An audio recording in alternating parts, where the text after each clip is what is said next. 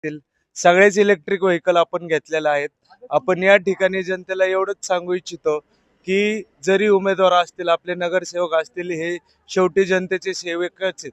यांनी नागरिकांना न त्रास देता आपला प्रचार कसा करावा किंवा आपली रॅली कशी काढावी, हा एक आम्ही सगळ्यात पहिला निर्णय घेतलेला आहे. आणि या माध्यमातून आम्ही सगळ्या जनतेला सांगतो की आपण प्रचार फक्त हल्ला हुल्ला किंवा गाड्यांचा आवाज करून करणं योग्य नाहीये. तर नागरिकांची काळजी घेणं ही तितकंच आपलं काम आहे, कर्तव्य आहे.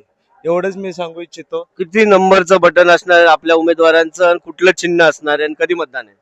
आपलं 15 जानेवारीला मतदान आहे. आपलं चिन्ह कमळ आणि आपले 4 उमेदवार आहेत.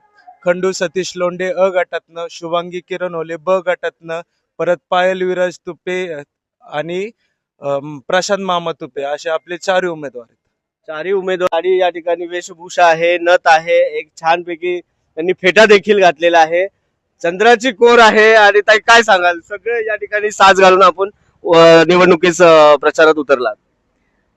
अर्थातच ही परंपरा किंवा हा प्रचार करत असताना एक मराठमोळी किंवा एक संस्कृती जपण्याचा आमचा मानस आहे. आणि जो काही उमेदवार आमचा आहे त्याच्यासाठी आम्ही अगदी मनापासून प्रचार करतो आहोत. आणि उमेदवाराशीही आमचा असा संवाद झालेला आहे की आमच्या अडीअडचणींसाठी तुम्हाला निवडून आल्यानंतर अगदी जातीने लक्ष द्यायचं आहे.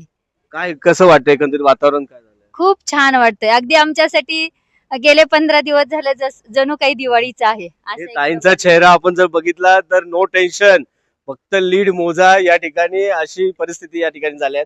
प्रभागाच्या या विकासासाठी नाही काय सांगा?